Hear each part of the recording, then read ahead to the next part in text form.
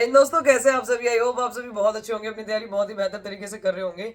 RPF constable का status आ चुका है, आप लोग जाके चेकआउट कर सकते हैं। बहुत सारे बच्चों को ऐसा लग रहा था कि पेपर अप्रैल में और मई में जाके होगा, ऐसा नहीं है भाई, पेपर बहुत जल्द होने वाला है। लास्ट 30 डेज की क्या स्ट्रैटेजी रहनी चाहिए, आप लोग कैसे मॉक टेस्ट में अपने मार्क इंक्रीज कर सकते हो, किस तरह से आपको सोच के चलना है कि मेरे मार्क्स इंक्रीज हो जाएं। ठीक है, मैथ्स में मोस्ट इंपॉर्टेंट टॉपिक्स कौन कौन से हैं जिनको आपको करके ही जाना है, रीजनिंग में कौन से, जीके में कौन से हैं, और क्या आपकी स्ट्रेटेजी रहे जिससे आपका फाइनल सिलेक्शन वहां पे हो जाए। साथ ही साथ मैंने आपकी लास्ट ईयर की कट ऑफ का भी एनालिसिस करा है वीडियो में, तो आप लोग वीडियो को अंत तक देखना, बढ़िया तरीके से देखना, आपको सारी चीजें क्लियर हो जाएंगी।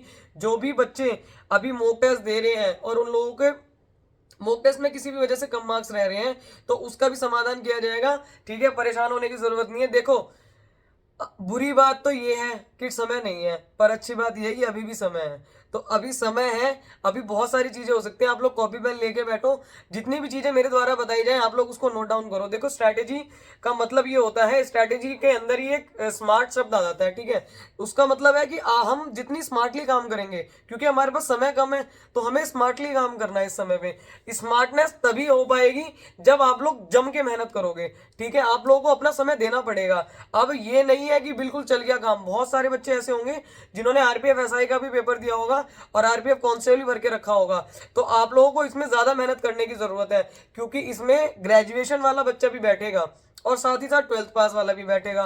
तो आप लोग उनसे compete करोगे जो ऑलरेडी 2-3 साल आपसे सीनियर हैं। सीनियर इन द सेंस कि कंपटीशन में आपसे सीनियर है और कंपटीशन में वो आप लोगों से ज्यादा जान चुके हैं, तो आप लोगों को उनसे compete करना है। ठीक है, इसीलिए आपको बहुत स्मार्टली अच्छे तरीके से चीजों को हैंडल करना है।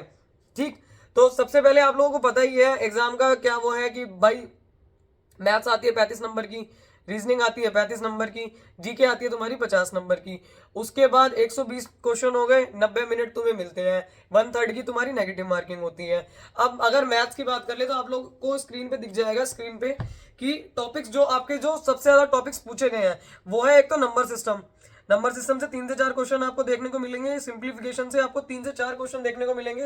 ये लास्ट ईयर्स के एनालिसिस करके लिखे हुए हैं मैंने। ठीक है, और साथ ही साथ आपको प्रॉफिट एंड लॉस से 3 से 4 क्वेश्चन देखने को मिलेंगे, एवरेज से आपको 3 से 4 क्वेश्चन देखने को मिलेंगे, परसेंटेज से आपको 2 से 3 क्वेश्चन देखने को मिलेंगे, मिक्सचर एलिगेशन जो होता है उससे आपको 2 से 3 क्वेश्चन देखने को मिलेंगे, और साथ ही साथ आपको ज्योमेट्री भी करके जानी है। इसमें पिछली बार जो था 0 से 1 क्वेश्चन थे, मतलब 1-2 क्वेश्चन थे, पर आरपीएफ एसआई में किसी किसी शिफ्ट में 3 क्वेश्चन भी ज्योमेट्री से पूछे गए हैं, तो आप लोगों को करके जानी है।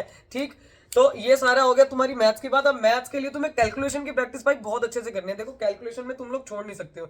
अगर तुम ये समझ रहे हो कि क्वेश्चन बहुत ज्यादा रॉकेट साइंस कुछ पूछी जा रही है, रॉकेट साइंस नहीं पूछी जा रही, पर कैलकुलेटिव बहुत पेपर आ रहा है। आप लोग एक बात समझ के चलो कि 90 मिनट में तुम्हें 120 क्वेश्चन करने हैं, तो तुम्हारी स्पीड कितनी अच्छी होनी चाहिए, और स्पीड अच्छी होगी कैलकुलेशन से। ठीक है, ज्यादा नहीं, दिन में 15 मिनट तुम्हें निकालना है, जिस समय पे मतलब चाय पीते ना, अभी तो सर्दियों का माहौल चल रहा है, जिस समय पे तुम्हें लगे कि यार अब चाय पीने का टाइम हो रहा है, तो उस टाइम पे ना ऐसे बैठ के कैलकुलेशन करते रहो। कुछ नहीं तो ऐसा कर दो 53 इंटू 2369, मतलब इसको मल्टीप्लाई करना है तुम्हें।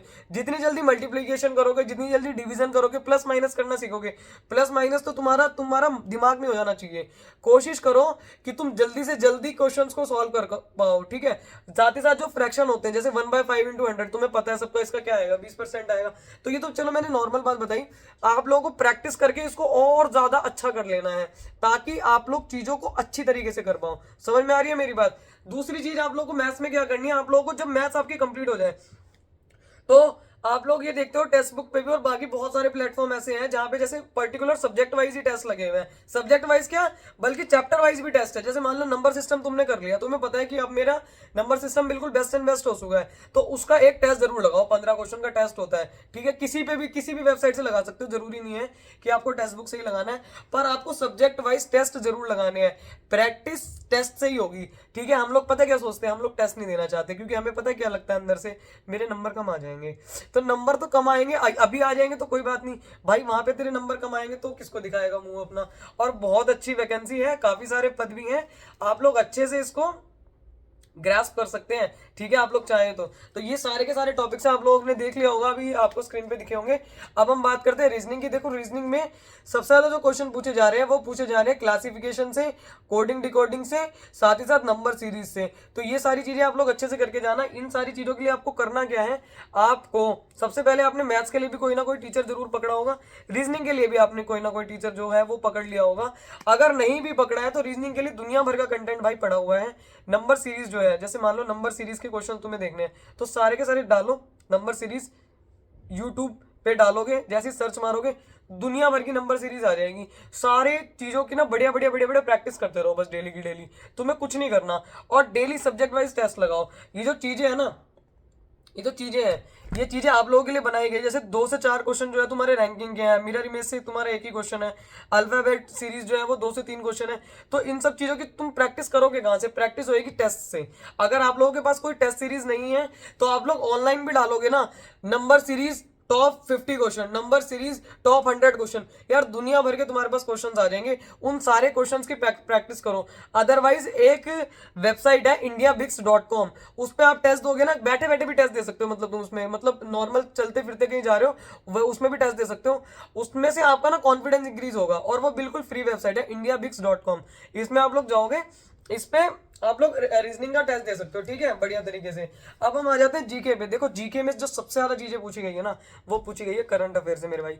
9 से 10 क्वेश्चन सिर्फ और सिर्फ 50 में से करंट अफेयर के थे। और एक चीज और तुम लोग समझ के चलो कि जीके में चाहे तुम अपना कितना ही मूड मार लेना, सबसे ज्यादा जो नंबर तुम्हें मिलेंगे ना वो मिलेंगे मैथ से और रीजनिंग से। तो मैथ और रीजनिंग तुम्हें अपनी इतनी अच्छी करके जानी है, इतनी अच्छी करके जानी है कि उसमें नंबर ना कटे। मैथ्स में तो तुम्हारा टारगेट होना चाहिए कि 32 से 33 क्वेश्चन मुझे किसी भी हाल में सही करने हैं। साथ ही साथ रीजनिंग में भी 33 से 34 क्वेश्चन मुझे करने ही है, अगर तुम लोगों को फाइनल सिलेक्शन लेना है तो, ठीक है। क्योंकि कट ऑफ के बारे में भी बताऊंगी मैं, कट ऑफ बहुत ज्यादा हाई गई थी लास्ट टाइम। जो एनआर रीजन है उसकी पता है कट ऑफ कितनी गई थी? 117.83, 120 में से। अब वो नॉर्मलाइजेशन होके गई और इस बार कितनी रहेगी वो तो पेपर का लेवल बताएगा, खैर। पर कट ऑफ बहुत ज्यादा जा रही है, तो इसीलिए आपको मैथ्स में और रीजनिंग में बहुत अच्छे से अपने मार्क्स गेन करने हैं। ज्यादा से ज्यादा समय आपको इसी को देना है। ऐसा करो, अपने दिन को ना 2 स्लॉट्स में काट दो, ठीक है। अपने दिन को 2 स्लॉट्स में काटो कि मैं सुबह के समय पे मैथ्स और रीजनिंग करूंगा और उसके बाद शाम के समय, जो शाम का जो समय है वो पूरा समय मैं अपना जीके को दूंगा। और जीके को कैसे देना है इस बात को सुनो ध्यान से। देखो जीके में 9 से 10 क्वेश्चन तुम्हारे आ रहे हैं करंट अफेयर से, हिस्ट्री से आ रहे हैं 7 से 8 क्वेश्चन, पॉलिटी से 7 से 8 क्वेश्चन है, ज्योग्राफी से 7 से 8 क्वेश्चन है, साथ ही साथ इकोनॉमिक्स से 4 से 6 क्वेश्चन है, स्टैटिक जीके से के तुम्हारे 3-4 क्वेश्चन बने हुए थे, आर्ट एंड कल्चर के भी तुम्हारे 3-4 क्वेश्चन थे। साथ ही साथ तुम्हारा अगर उसकी बात करें, हम साइंस की बात करें तो 5 से 7 क्वेश्चन तुम्हारे साइंस से थे। तो ये है तुम्हारा पूरा आरपीएफ एसआई का और आरपीएफ कांस्टेबल जो पिछली बार हो चुका है उसका एनालिसिस, ठीक। अब तुम्हें करंट अफेयर करना कैसे है, देखो लास्ट 1 ईयर का जो करंट अफेयर है, वो जो रसगुल्ले वाली क्लास जो सर कराते हैं हमारे उत्कर्ष क्लासेस में, जो बड़े भैया हैं वो कराते हैं जो है फूल पत्ती वाली क्लास, उनका पूरा का पूरा एक वो आई हुई है करंट अफेयर की मैगजीन। तो आप लोग वो ले सकते हो, बहुत बेस्ट मैगजीन है, उससे आपकी सारी चीजें कवर अप हो जाएंगी। पर अभी वो मैगजीन करने का टाइम है नहीं तुम्हारे पास, तो ट्राई करो कि तुम लोग ऑनलाइन ही चीजों को वो कर सको। अगर कोई बच्चा पढ़ सकता है और उसकी बाकी सब्जेक्ट कंप्लीट है तो वो मैगजीन ले ले। और रही बात पॉलिटी, हिस्ट्री, ज्योग्राफी की, तो ये तो तुम्हारी नॉर्मल है, तुम लोग अपनी लूसेंट से करोगे उससे हो जाएगा। एक चीज मैंने आप लोगों को स्टार्टिंग में ही बता दी थी कि जितने भी बच्चे आरपीएफ एसआई और आरपीएफ कांस्टेबल की तैयारी कर रहे हैं, आप सभी लोगों के पास स्पीडी या खान सर के जो 1 लाइनर वाले नोट्स हैं वो जरूर होने चाहिए, ताकि आप लोगों को पैटर्न पता चल सके, ये पता चल सके क्वेश्चन किस तरीके से आ रहे हैं। और एक चीज और आप लोग ध्यान रखना कि रेलवे का जो करंट अफेयर है, रेलवे से रिलेटेड जो करंट अफेयर है, ठीक है, क्या क्या चेंजेस होने वाले हैं वो सब कुछ पढ़ के जाना।